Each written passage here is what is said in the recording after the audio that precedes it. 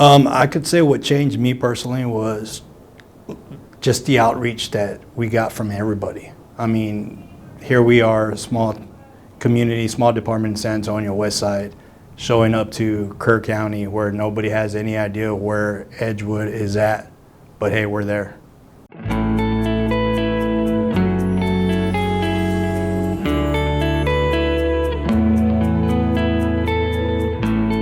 I first heard about what was happening in Kerr County just watching the news. I remember it was 4th of July weekend and checking my phone and hearing about all the rain that was happening.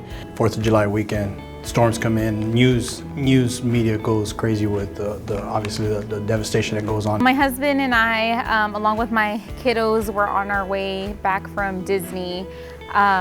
When we started just going through social media platforms and we started seeing just the news feed, right, of the devastation happening in Kerrville. Once I was really diving into the news and reading the alerts, that's when I learned about the amount of kids that were missing. It was just heartbreaking, the things we were seeing on social media and on these platforms, and it just, in that moment, right, my heart just sank.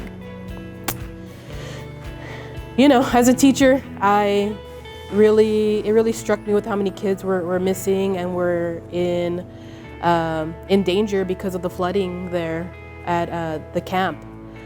So I thought to myself, okay, I want to do something. I don't know what I can do right now, but I know I want to do something. At that point, we just, I don't know, it was just like an instinct just kicking in that, hey, I need to do something. Maybe there's something that we could do.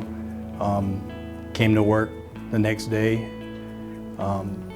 pretty much did a roundtable with the guys here, started talking about it, brought it up, and we all just, it's like a light bulb just clicked on all of us, like, hey, we need to do something.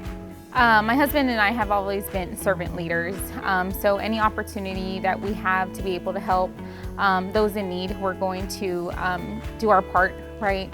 And so I just feel that God puts us in the right place at the right time, and in that moment I knew that there was just something, you know, I can't even name what it was.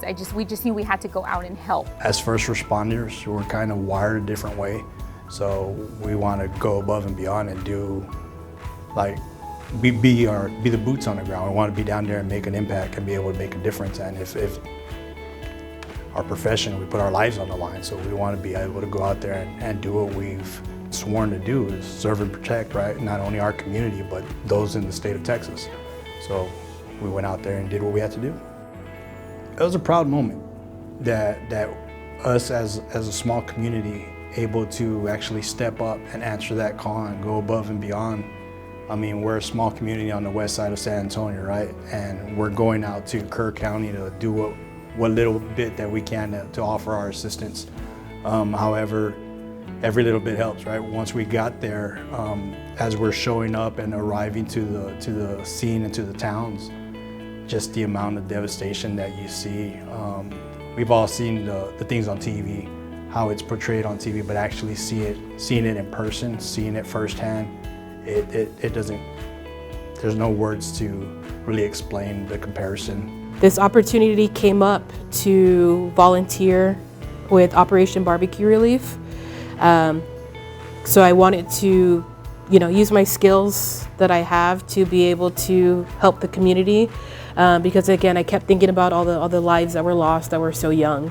You know, my husband, he just said, hey, let's grab our barbecue grill, let's go grab some breakfast items, and let's just station up somewhere in Kerrville and cook, right? And it seemed a little crazy, right? Like, there we are with very little resources, but we were going to make it happen. That first morning, we did our first lunch we had a couple pickups, so I was at the Walmart with the crew there.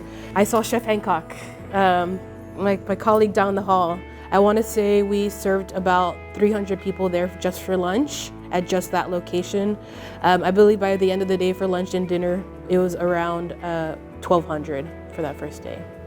You know, it made my heart really happy when I started to see that even our Edgewood ISD police was out there supporting, and I wasn't surprised. You know, it made me happy, but I wasn't surprised because I know that at the end of the day, Edgewood is just one big old family.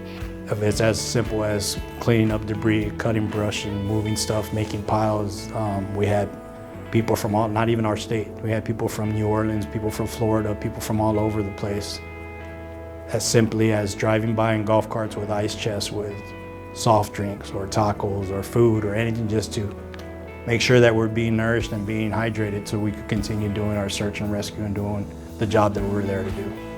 You know, there doesn't have to be such a big tragedy for people to connect and show up for each other.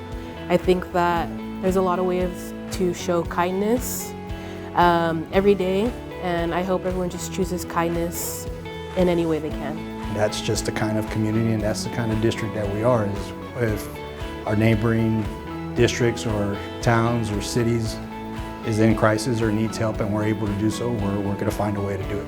When people are experiencing hardship, that we should be able to lend a hand however we can, no matter how small or big the effort is, so long as they are trying, right, to support.